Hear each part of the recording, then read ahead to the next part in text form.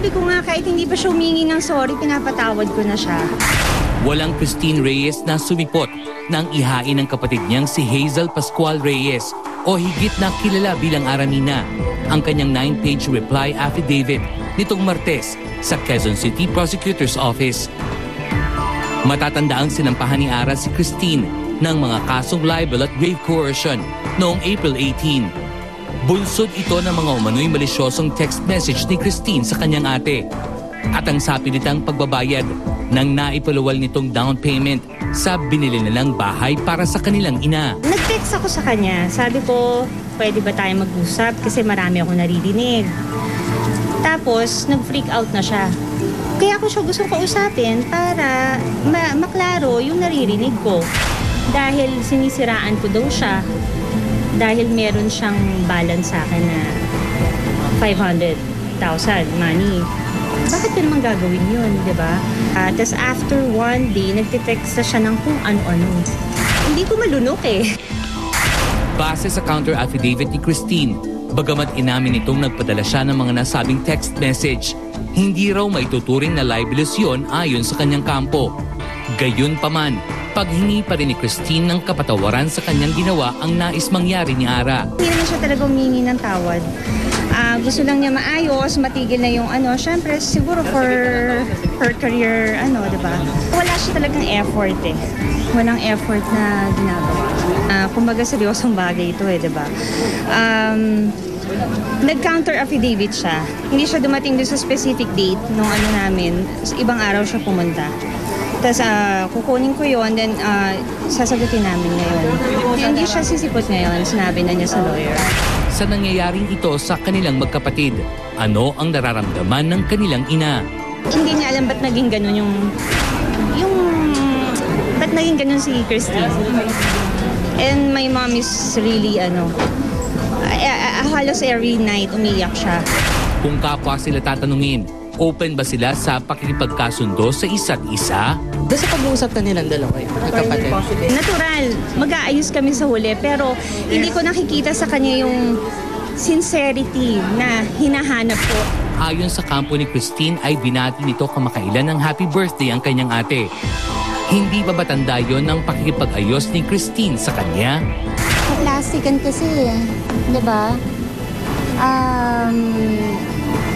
Kasi alam naman niyang for sure matatanong yung ate ko kung binati ko siya ng birthday niya.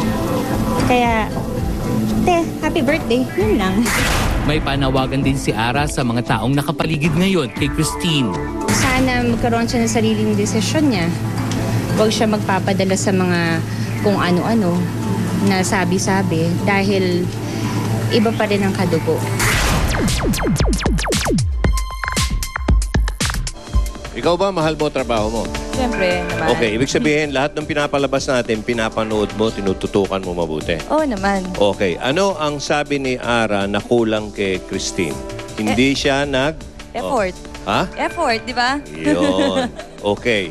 Naman. Yan gusto ko malaman. Nakikinig siya. Hindi siya nag-e-effort. Oo. Kaya, mabuti rin po yan, yung hindi nag-e-effort. Dahil hindi ka makakaroon ng kaaway kung may kukuha sa iyo ng video.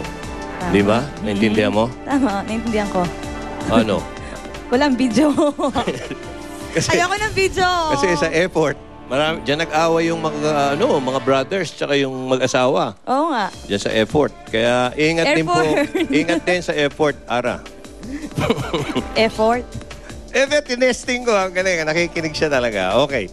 Eto, si Chris Bernal. Alam mo nangyari? Naman. Di umano, tinanong ko si Lolit dahil minamanage yung lalaking malikot eh.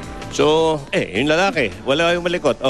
Tinanong ko kung nagkakantampuhan nga ba yung magkasintahan. Sino magkasintahan? Walang tinginan. Chris Bernal at saka... Ay, hindi. Si Ina at saka si Mark. Si Ina at si Mark. Okay. Kumbaga parang love triangle to. Okay, mga kaibigan, lilinawin po yan ni Mark mamaya.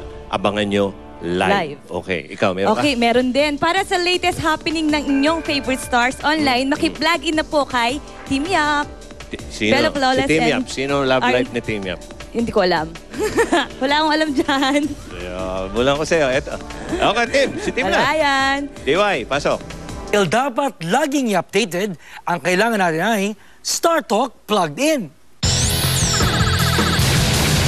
Camille Prats posted a pic chilling with her villains, China Hortaleza and Karen De Los Reyes. I'm sure nagpapalakas lang si Camille kina China at Karen para wag mapalakas ang sampal pagka aapihin na siya. Anyway, Camille also posted a pic of her baby sa Luna Blanca. Etong tweet pic naman ito, parang mata lang at labi ni Jillian na nakikita natin. Anyway, we can now see Jillian on Twitter. I didn't even know na nakakabasa na siya. Nakaka-Twitter pa pala. Charisse Solomon posted this pic with Mikey Bustos. Oy, kakasal na, may bago pang love team. Nilaglag ni Chito Miranda ang kanyang bandmate sa parokya ni Edgar. Hindi naman masyado natawa si Darius dito. Out of the blue ang tanong ni Geneva Cruz. Nakaka-choke ba ang toothpick? Curious lang ako. Pag nanunon mo ang toothpick sideways, paano kaya yon? Eh, hindi bale, pag tayo hindi masyado busy talagang may toothpick. Basta yun yun. May reklamo si Alex De Rossi or at Miss De Rossi. At ba't din lahat ng offers ko ay horror? Wala bang pwedeng i-share na viewers ko kung hindi fear?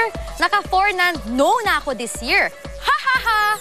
At di ako magko-comment dahil baka dalawin mo ako, Alex, sa nightmare ko mamaya. Tanong ni Prince Stefan sa pic niya. I think I need a haircut. You think, guys? Tama, dapat haircut with a side order of projects. Maxine Magalona posted this collage. Ikaw na maging beautiful swan, Maxine. Beautiful Swanee, Tita Swanee. Naging kabado daw si JR pagkatapos niya maging front act sa concert ng Backstreet Boys and New Kids on the Block. Oo, yan ang kabado look ni JR. At kung may JR, pwede ba namang walang Krista Kleiner who posted this pic? Bathroom photo shoot. This was the most amazing club restroom ever.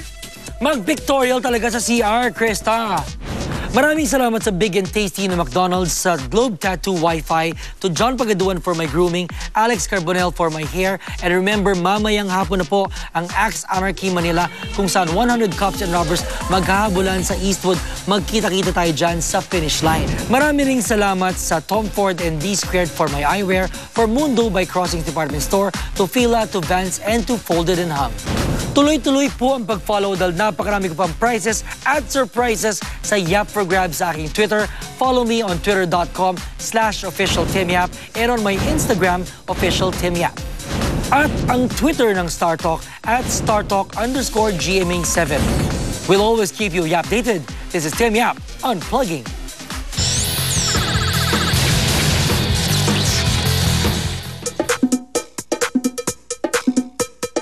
Hello po!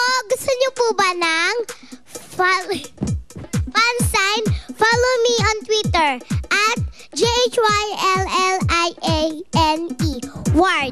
Tweet your name with a hashtag StarTalkTweetX. Tweet na magbabalik ang StarTalkTX. Follow nyo din pa ang Luna Blanca page. Sara Labati, itinuturong dahilan ng hiwalayang John Prats at Bianca Manalo. Buti pa sila alam nila.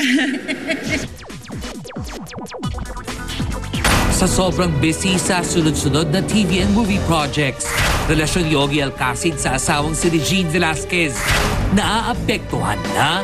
Malaki na ang pagkukulang ko bilang asawa.